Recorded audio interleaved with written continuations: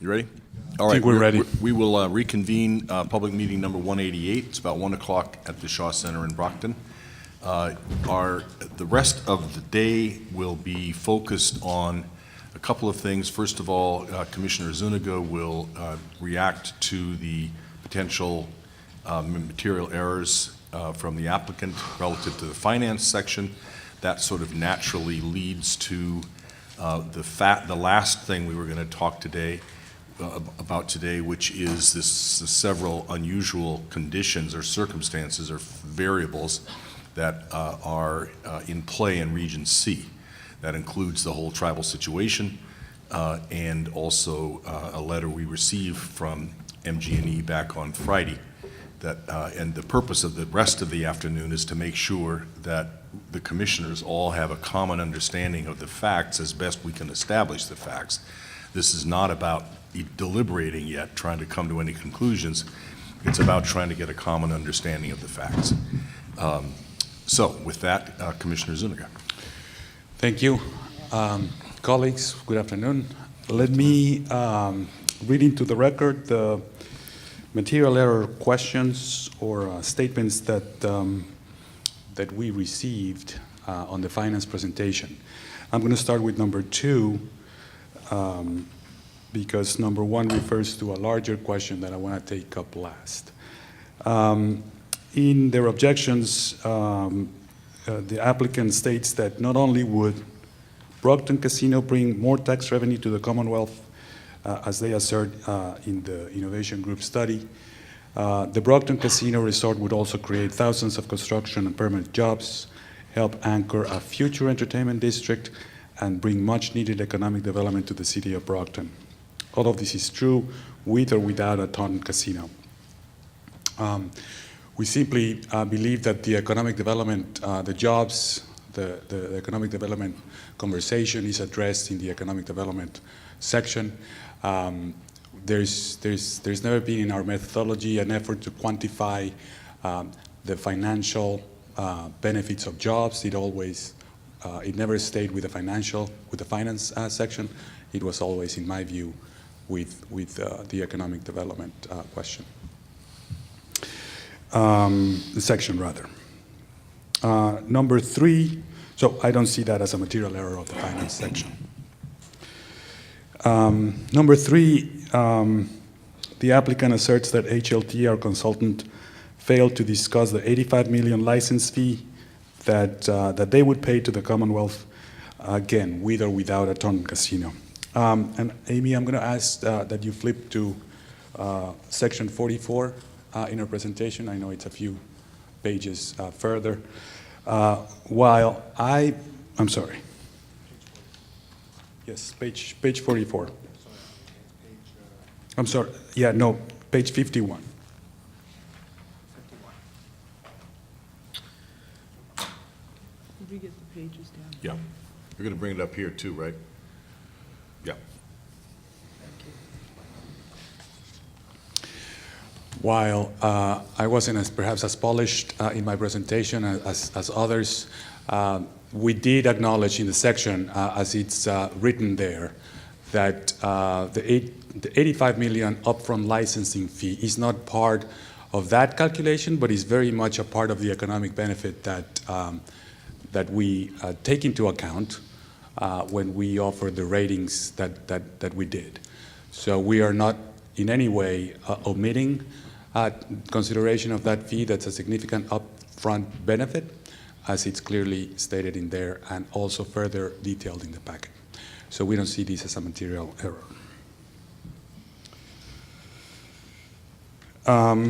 Number 4, the applicant states that HLT did not discuss a Brockton-only scenario, only a Taunton-only scenario. If land in Taunton is taken out of trust, then Region C and the Commonwealth will lose out on the benefits of both casinos where the commission, if the commission does not award a Region C license. For this, Amy, if we could go to page 44. And page 44 is a summary of the one casino scenario, which we compared to the applicant's own projections for their own casino. When HLT did their original framework, we took a one casino, the scenario for one casino. We picked Taunton because that was the city that was known to be as a potential site, which is why the applicant may have construed that as being a Taunton-only scenario. The range, however, the most important piece of this is that with one casino, HLT estimates a range between 346 million and 404 million. The applicant is estimating a number, I would argue, very much in line in the middle of that range. We did talk about how inflow is not estimated by HLT, where the applicant does. That inflow number is usually between 10 and 20% in some cases. All of these we captured and considered in the rating that they ultimately received, in our view, for the one casino scenario.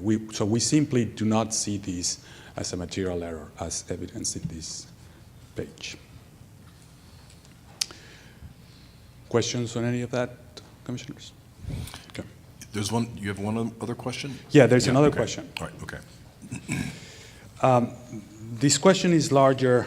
It was submitted as part of a memo that I'm not going to read into the record, but it effectively goes to question. Excuse me, but it will be part of the record, right? Have we posted the material errors? We have not yet. We will post it either end of the day today or early tomorrow. Okay, so what, Yes. what Commissioner Zuniga is referring to is a memo that was attached to the submission of the material errors from the Innovation Group, and that will be available either later today or first thing tomorrow. Yes, that will be.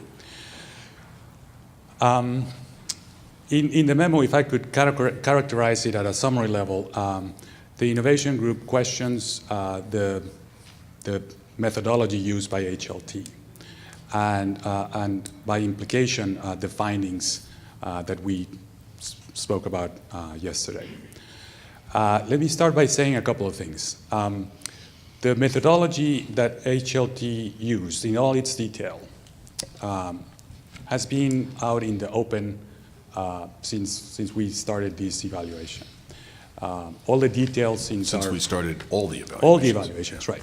The category 2s back in February of 2014, so that would make it about over 2 years. In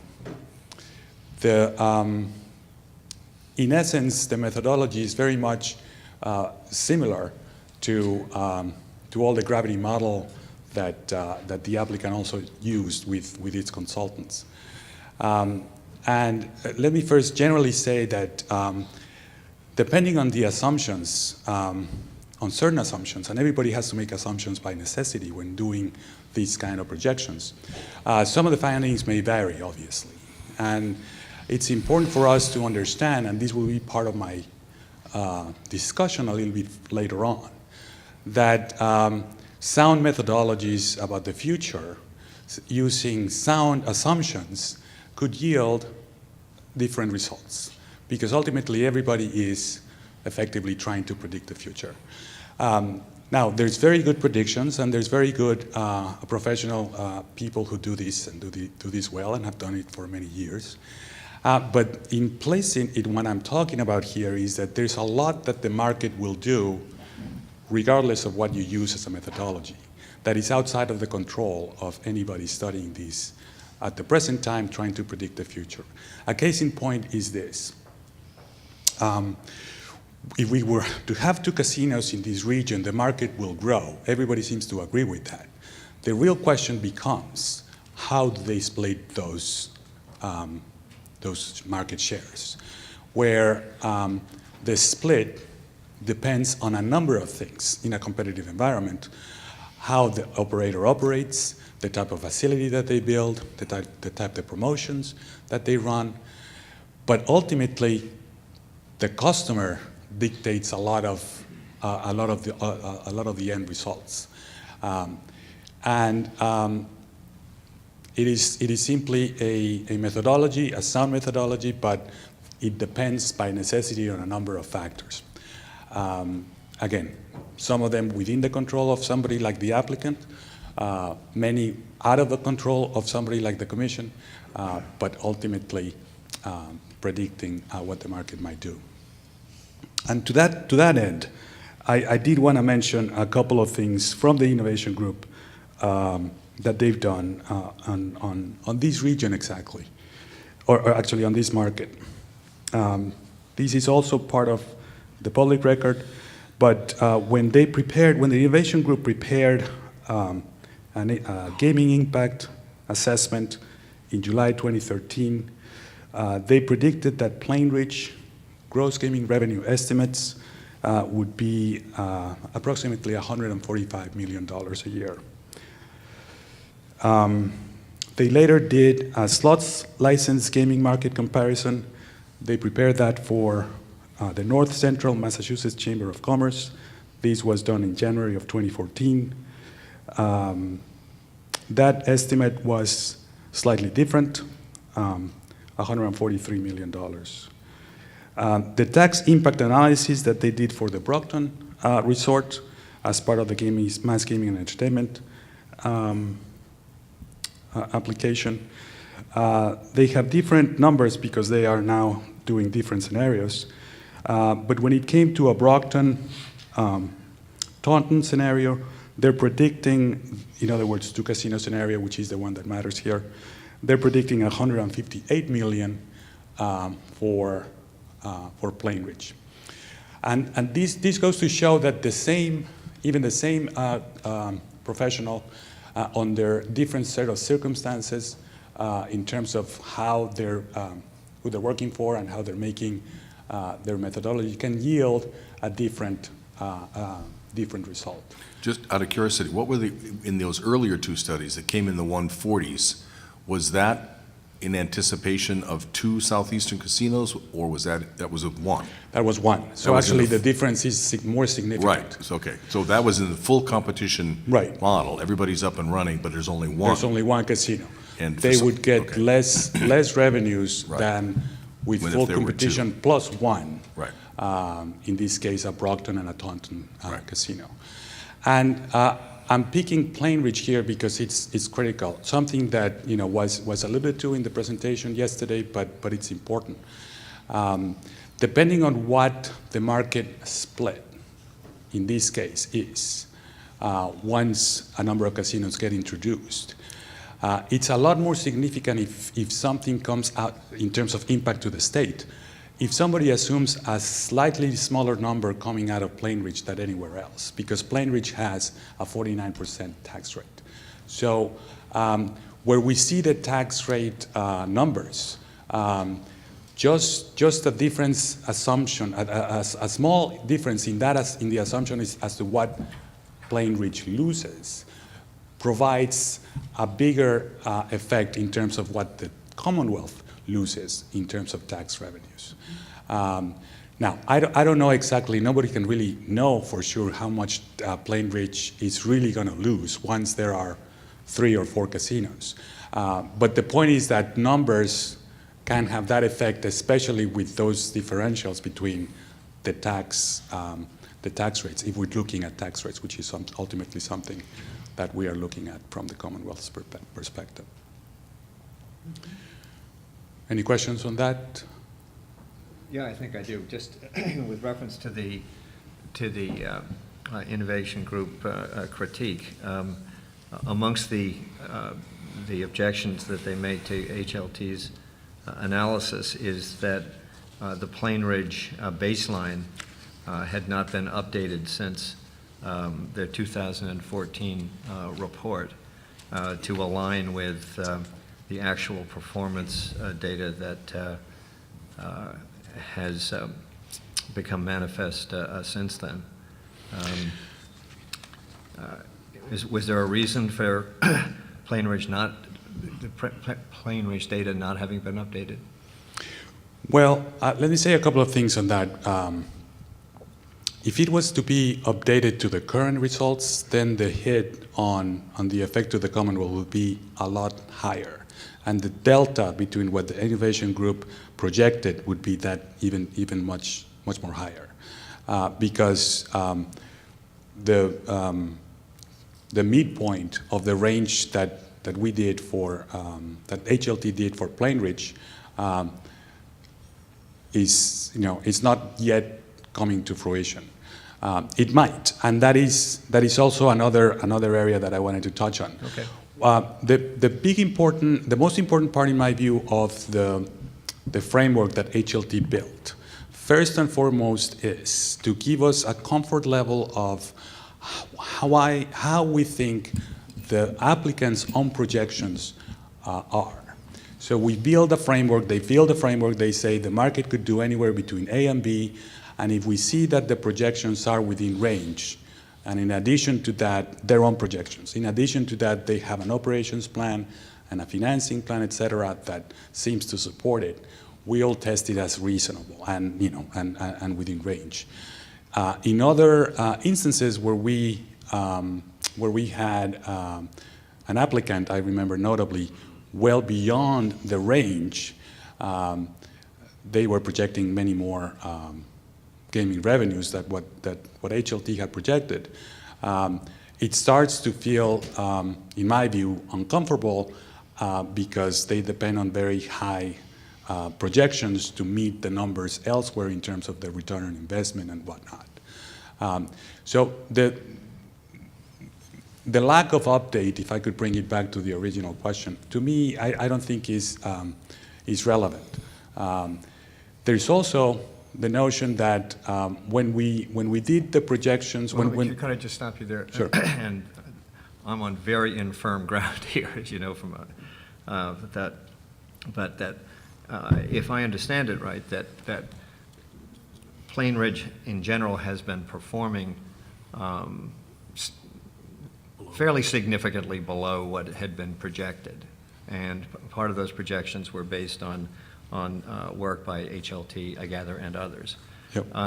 So we're now working from, one would think that we're working from a base at Plain Ridge, from which calculations as to the impact of competitive casinos, whether it's Brockton or Taunton, that there would be less room to move down, so less impact, as you describe it, on the net take by the Commonwealth. Why wouldn't it make sense to proceed at this point in time by the lower, by the actual numbers? I'm going to let Rob Right. do that since it's his methodology.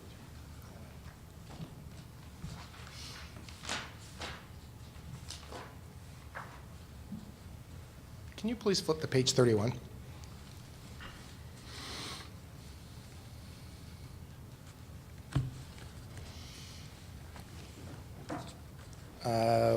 One previous to that, please. No, previous. So I think it's 29. No, you're going forward, go backwards? Back one more?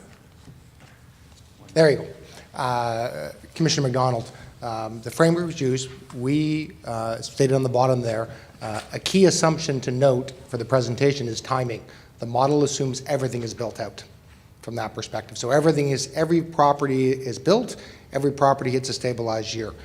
Referring to Plain Ridge right now, we don't believe Plain Ridge is a stabilized year. It's not even been open a year, although it is tracking to be about $160 million. On that note, HLT did, as part of the record for Category 2s, believe that any of the Category 2 facilities should have been able to generate between 225 and 275.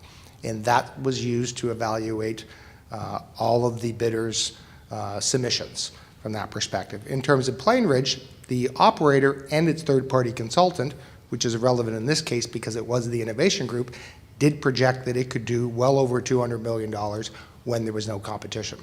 Now, that's one point. I don't think we can take the on track for 160 and use it here, but if we did use the 160 and on track here, we have a situation where the property is doing 160 And the current applicant for Region C says add 2 casinos to Region C, and that property should do 158.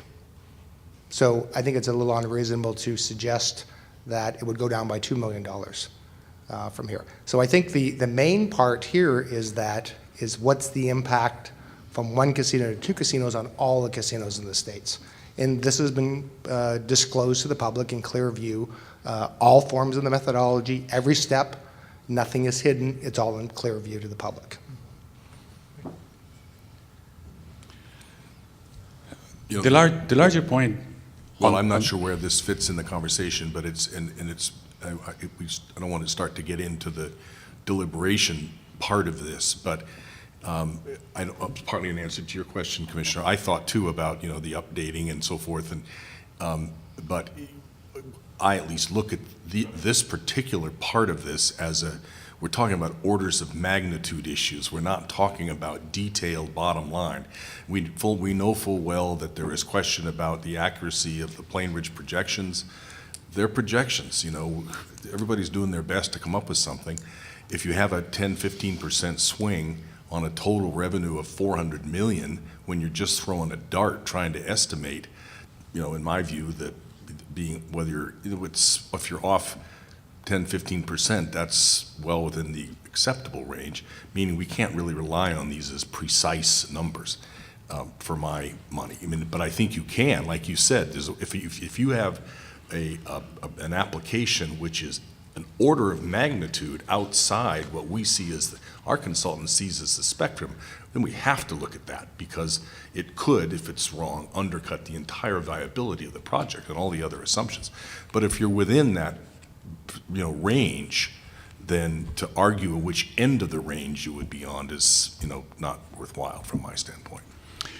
Yeah, I guess that's the main idea that I was trying to portray in my opening remarks relative to this is first and foremost a framework to help us evaluate the applicant's own projections and their reasonability.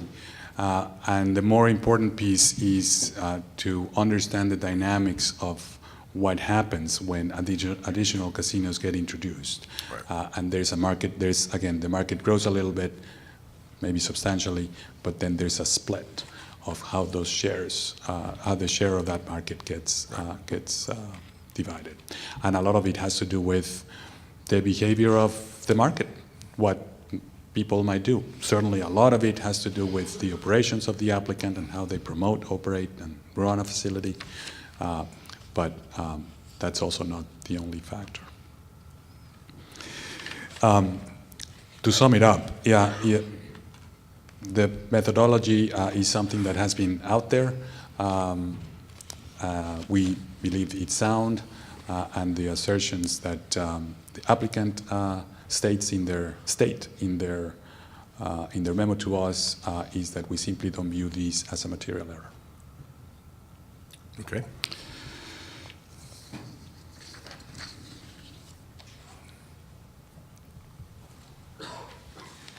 All right. We'll probably leave that that presentation there. I might flip to if we need to.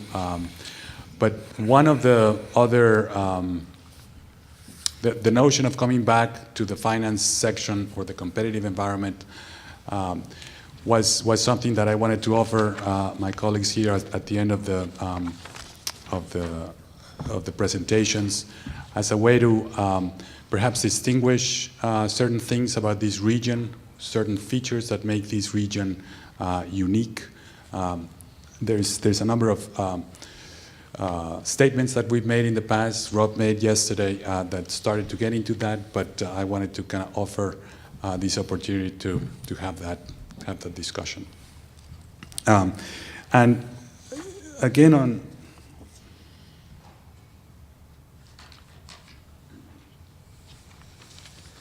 relative to the market assessment, I think it's worthwhile to try to highlight and emphasize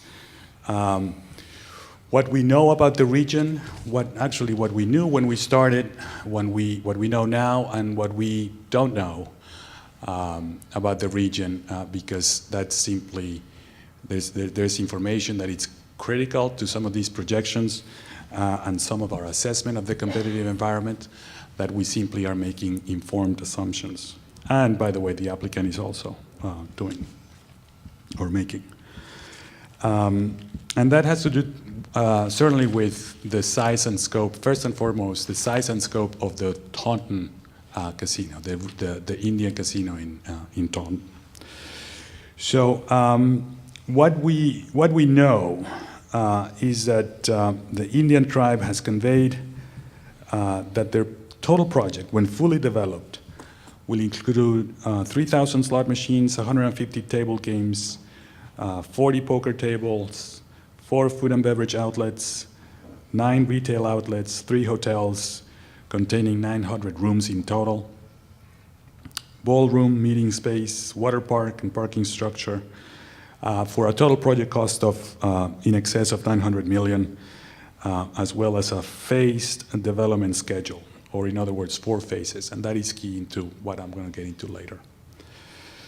That certainly sounds a lot like Category 1. There's actually more rooms. If they ever built a 900-room facility, that would be more rooms than even Wynn. Wynn has 600 rooms. They may be smaller, but there's certainly more. MGM has 250, if I recall correctly, but they also entered into some kind of agreement with the city as to not overbuilding the rooms, because they also wanted to ensure that there was the capacity to have players come into the existing hotels that are really nearby. But the point is that it's a significant investment if it ever, when it comes, if it ever comes to fruition. That starts to have a bearing into the methodology that I was talking about earlier, and the gravity model that gets used, because the larger the facility, the further it attracts in terms of people.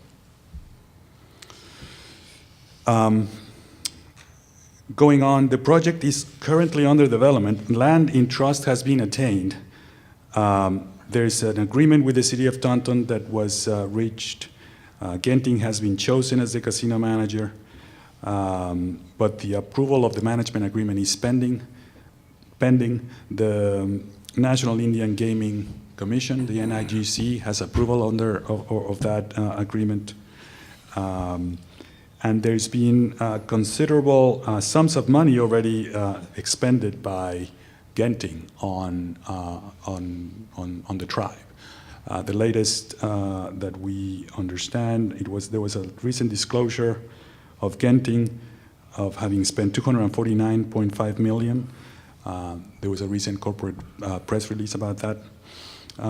They have construction drawings, and they have some intention of proceeding with some site work. The tribe, you will remember, also stated that on our meeting on March 15, when we attended Mashpee, that they do not want another casino awarded in Region C, and that they can open phase 1 by mid-2017. That's also what they say. How they do it, whether it comes to fruition, may still be an unknown factor. But however, there's unknowns here that are critical, in my view, to assessing how quick or how that size and scope ultimately gets built. The terms of the management agreement and the funding terms contained in that agreement or related to the agreement are not known. And this is between the tribe and Genting. So we simply cannot know that. The agreement, as I mentioned, has to be approved by the NIGC, and there are certain standards that they have to follow. Rob mentioned them yesterday. Ultimately, there has to be a benefit to the tribe, and because after all, it is for economic development purposes for tribes. It cannot go to pay for very expensive money, for example, or go to the bottom line of Genting, let's say. So those terms and approval are not known. What happens if that management agreement is not approved? By the way, Rob also mentioned yesterday that management agreement usually can only be approved for 5 years unless there's a significant investment, which can then be turned into a 7-year agreement. Given the size, it could be fair to assume that it's 7 years, but again, we don't know that has been the case. Therefore, the quality of the planned Indian casino is unknown. Because when you tie up capital into all of these things, and you understand that the market can do X, that, in my view, has an implication of what they could do to build ultimately the facility and the like. So the Indian tribe has made a presentation in the commission that the total project cost was $900 million. It might be fair to assume that one would have to subtract the $250 million that they have spent to date in order to begin to get a sense as to what the actual facility might look like in terms of total project cost, assuming that a lot of it has gone already on sunk costs. So we do not know if this existing investment is included in the project cost or part of it. Further, we do not know how much of this existing investment will be reflected in the quality of that casino. And again, I'm talking about quality, size, and scope because that has bearing ultimately into the competitive environment and therefore the shares of who might get what in terms of market.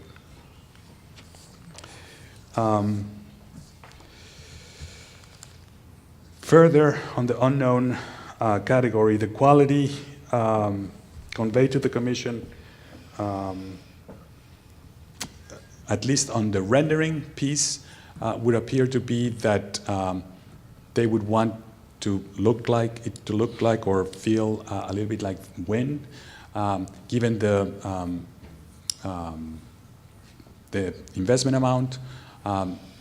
It's hard to see that it would be very similar.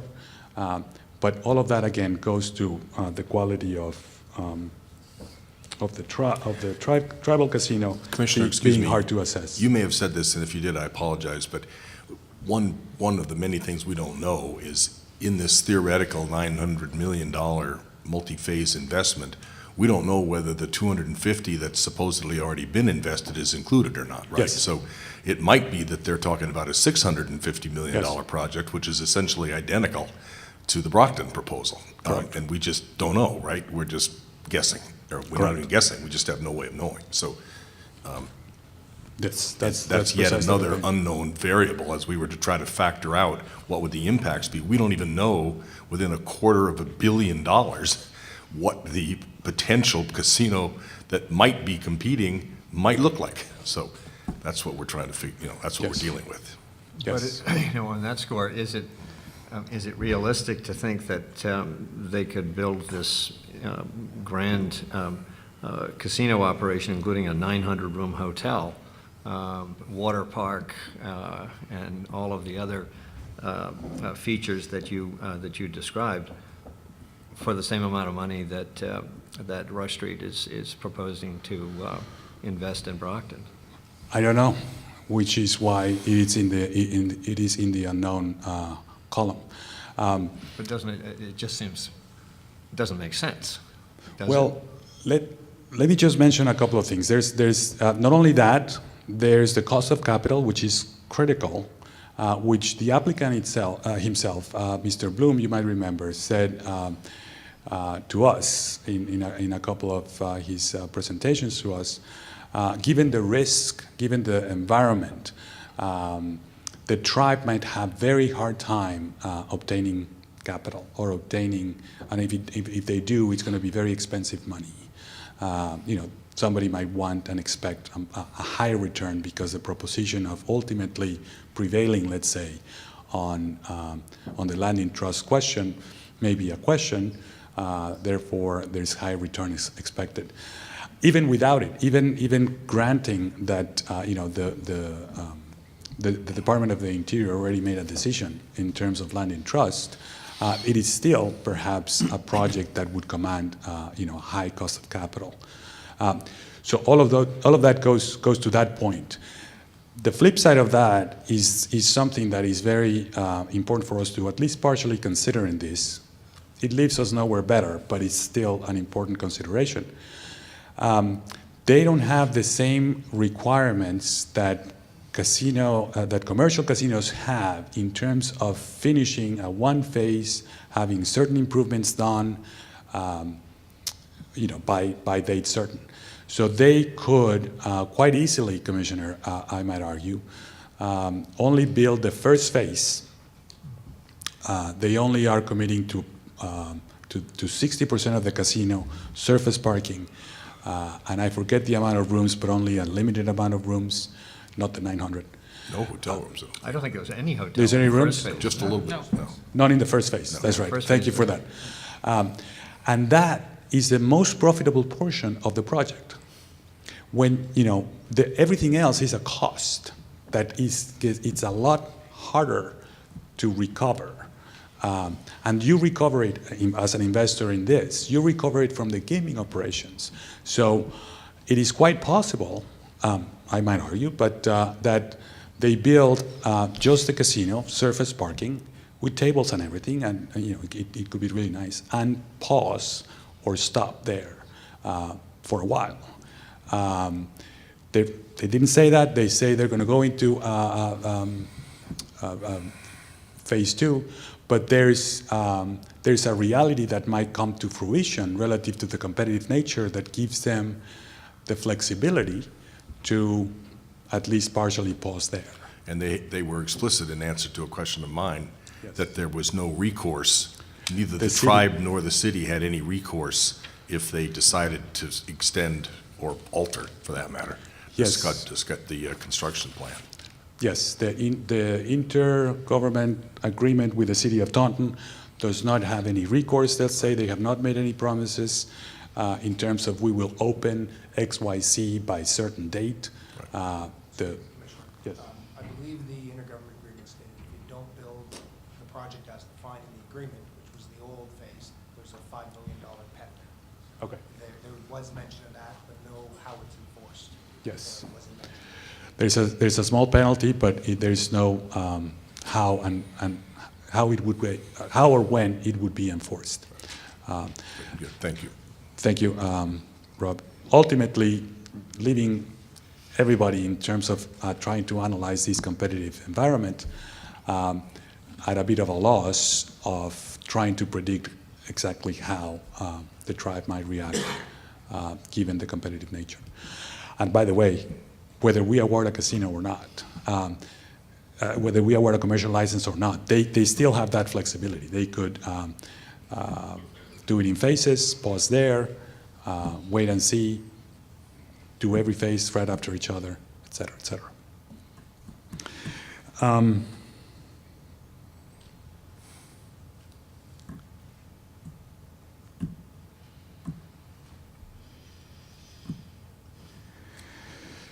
I touched on this already, but I'll mention it a little bit more again. The financing, Genting says that they're committed to doing phase one.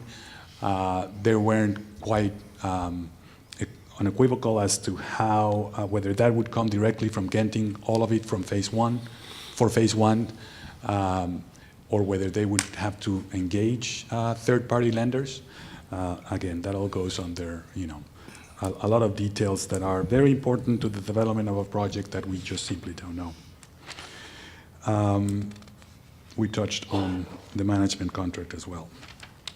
So let me mention a couple of ideas or thoughts relative of how these unknowns may impact the MGC decision. You can stop me if that would be better for the deliberations, Mr. Chairman, but I figured I could at least mention that the Massachusetts casino gaming model is based on a low tax rate with a high minimum investment requirement a bit of a managed market, if you will, limited number of facilities with a regional type monopoly. Enrique, excuse me.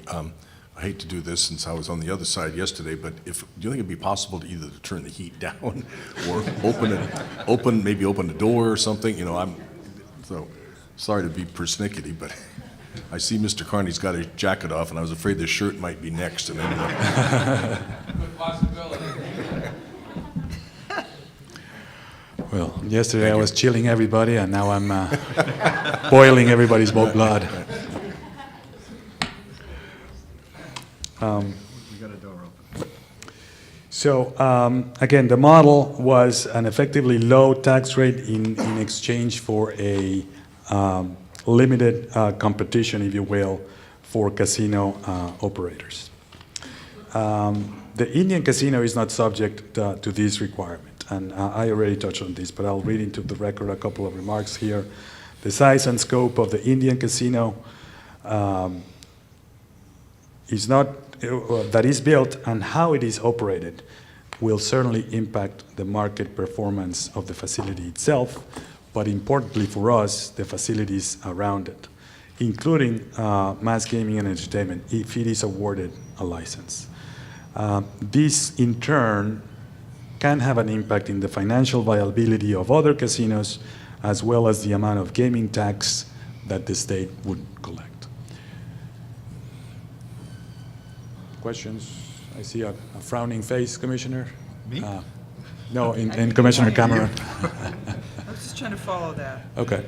want to do it again? Sure. What is that? Yes. You know what? Let me read the example that is right below. If the Indian casino, let's say, captured 50 million from the Region A casino, you know there's a differential in 17% to 25%. Yes. I'm not talking about 17 to 0. I'm just talking about that, the 17 to 25. The state would lose 4 million in gaming tax revenue due to that tax differential. So if the casino in Taunton takes away business from other existing Massachusetts casinos, the state ultimately loses, 8% of that tax rate. This was all part of the compact, right? That's what the governor did in order to get the 17% to begin with, because if the Indians get land in trust, they have the rights to operate a casino, etc. Now, if the 50 million comes from a Category 2 facility, the state would lose 16 million because the difference between 17 and 49 is that much greater because the slots parlor has a tax rate of 49%. Now, all of these are factors that we just have to live with. The legislation was passed with differential tax rates, with this notion of the MASHP and its reality. But the point is that how the market, even within Massachusetts, evolves, has a big implication into the taxes that we ultimately collect. Does that better explain Yes. the point I was making very abstractly before? Much better, thank you. Okay, so the Region C applicant, MGE, provided both a financial and a market assessment of their proposed project with and without an Indian casino in Region C. That was very important to do. I think that's a reality that they had to face, and they have done that satisfactorily. Those assessments were based on a number of assumptions pertaining to the size, the scope, the quality of the Indian casino, also by necessity. Those base assumptions were not conveyed to the Commission. We do not have the details of the innovation group, for example, market study. We only see the results. They did not have to be conveyed to us, but it's just a statement that I wanted to make. To be fair, even if these assumptions were known, the Commission is not in a position to fully assess the validity of those assumptions because of all the moving pieces that the tribe itself also has. That further complicates our evaluation of the competitive environment.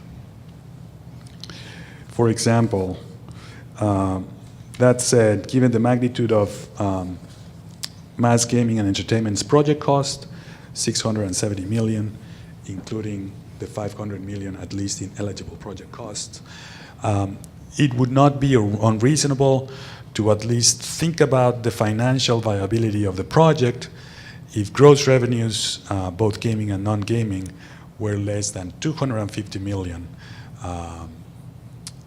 for the applicant. That would put the return on investment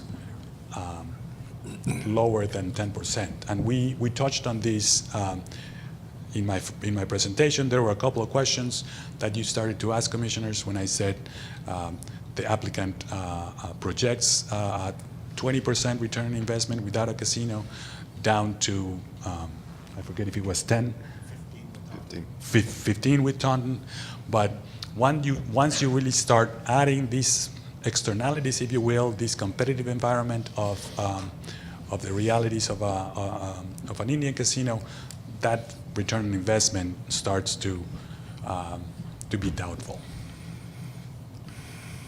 Excuse me, Commissioner. Yeah. As is our custom, we'll welcome and acknowledge the Mayor of Brockton who's joined us. Thank you for coming. Mr. Mayor. So, if only phase one of the Indian casino was constructed, it is likely that the casino would not fully penetrate the available market and total gaming market that this gaming tax revenue to the state, and that would be less compared to all the phases, if all the phases were, okay. I'm just trying to read here over the, so remember the scenario where they only build phase one without the expensive, less revenue generating amenities. If they didn't build all those later phases, then they will not penetrate as much the available market. They would get, the long and short is, they would get perhaps less customers. The gaming revenue not captured by the Indian casino would be captured by other state facilities in order for the state to maximize its gaming tax, but also potentially by other out-of-state facilities. But if these other casinos did capture this revenue, the state tax amount could be higher than what was estimated. The addition of the MGC casino could also allow the state to fully penetrate the available market if only phase one of the Indian casino was built. So perhaps a notion that I'm starting to kind of like feel like I'm narrating here is that there's huge variability, right? The revenues could be even larger to the state if they only build phase one, but we don't know if they're really going to build or stop at phase one. Unknown issues related to the additional and or improved existing casinos located in neighboring states also impact the equation here. We've already seen conversation about the Connecticut casino, a cooperation between the tribes down there that may or may not be constitutional. We've seen the narrative about the proposal to move the slots parlor in Newport into Tiverton. That would have Tiverton, Rhode Island. That would have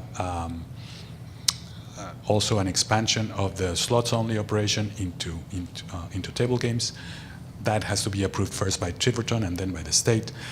So again, there's a lot of forces in the competitive landscape that start to converge around this that have an impact into the gaming revenues for Massachusetts. and this is all regardless of how many casinos are operated in Region C.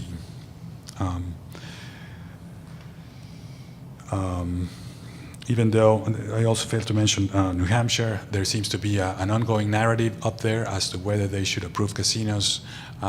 It almost feels like every other year they have that discussion. That could also change a little bit the equation in Massachusetts. All of this, whether or not these proposed changes will actually occur, is clearly unknown to the Gaming Commission, the existing casino licenses, the tribe, and MG&E. Another issue or last thought, the MGC has assessed every Category 1 and Category 2 application against the state objectives for gaming, except the Indian casino. The MGC has the ability to ensure that planned facility investment and annual capital replace is spent by all license holders, again, with the exception of the Indian casino. With regard to the Indian casino, we can rely upon the word of the tribe. The state does not have, well, the state does have a political relationship or a relationship with the tribe. It does not have a relationship with Genting. The legal and financial relationship between the tribe and Genting is unknown to the state, as I mentioned before. So those were the big thoughts about the competitive environment, the uniqueness of this region. I thought it bared mentioning in this context, and we'll take questions if anybody has them. Again, with the objective being to try to have us all have a sort of a common understanding of the facts. Any more questions or? No. Commissioner? Yeah, Sure. I have a question. Amongst the unknowns that you have not noted, and I would think that it might have an impact on, the very least, the cost of capital, is the pending litigation challenging the land and trust. Until I became a commissioner, I didn't know anything of substance about architecture and site design, and even now I know very, very little about financial modeling. I'll say I know nothing about financial modeling. I do know something about law, and Sure do. that I think it's fair to say that the challenge to the land and trust decision, at a minimum, raises very, very weighty issues. It's very difficult objectively to reconcile the land and trust decision that has been made with regard to the Mashpee Wampanoags with the Supreme Court's rejection of the land and trust a decision with regard to the Narragansett Indians in Rhode Island in 2009.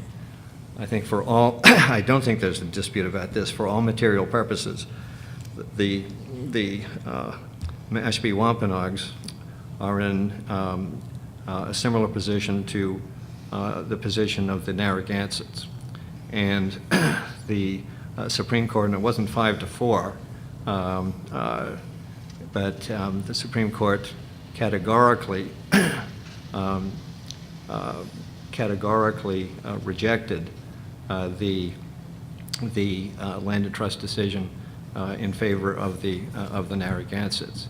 Now, I'd be the last person to say that I would predict what the outcome would be here for two reasons.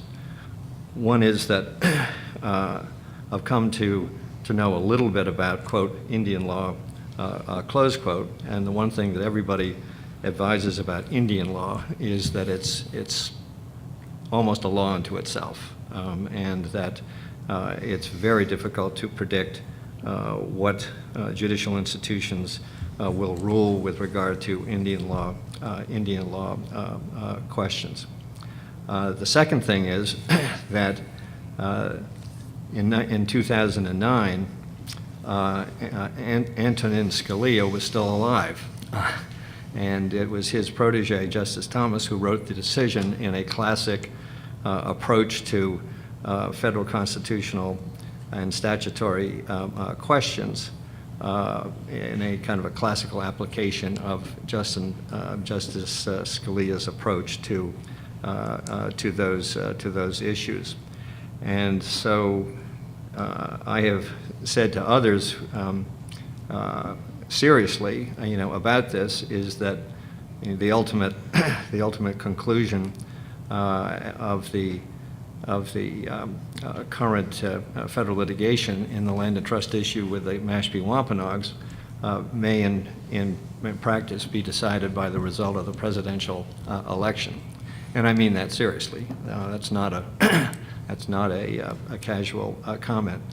But coming back to what I said at the outset, it is a very, very weighty challenge. It's not one of these harassment type of legal challenges that is so familiar to anybody who tracks substantial public or private projects for that matter. It seems at a minimum that the impact of this litigation would be on the cost of capital, because that once Genting goes beyond its own resources and goes out into the credit markets, the creditor is going to be looking at a very plausible scenario that 3 or 4 years or 5 years down the line, hundreds of millions of dollars spent and borrowed, and the Supreme Court of the United States is going to say that they have no entitlement to the land and trust. Isn't that something that ought to be taken into account? Sure, and I think I think to again goes in the very hard to quantify column and what I would term as risk. There's risk that the applicant undertakes, by deciding the commercial applicant MGE by deciding to put together a proposal saying I could do this, but there's also risk that the Mashpee and Genting have undertaken, to be sure. In some ways, that could be all rolled up into the cost of capital. You demand for higher risk, everybody demands a higher return, and sort of leave it at that. The reality is, who knows how they may fare, right, in either scenario, competing against it or by themselves, any one of them by themselves. Yes, to be sure, but I don't know that leaves us any better, but with the notion of it is very hard to predict the competitive environment here. We just know that it's risky. Right. And since we don't have access to the financial projections and financial modeling of the tribe, which we do of our own applicant, we have no way of knowing the extent to which they've calculated that risk realistically. I mean, obviously, the MGE people think that it's essentially a bar to commercial borrowing, and that no reasonable company, no matter how big they were, would do it on their own because of the nature of the risk. Is that right or wrong? How are they calculating that? We have no way of knowing, unfortunately. Let me mention something about the $250 million that they're in for, which when I read it, I was a bit surprised because I never, in my mind, took it to be, that much. However, I didn't spend a lot of time trying to figure out how much they might be in for.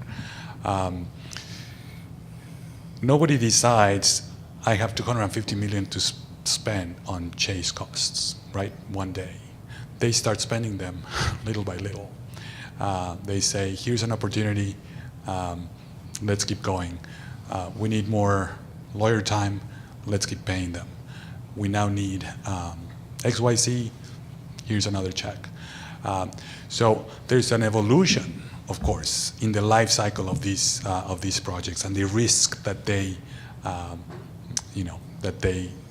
attract. And again, I don't know where that leaves us, except to say that, there's real questions as to when any one of these operations and whether they can withstand, the level of competition and risk that they may be associated with it. Anything else? Okay, thanks.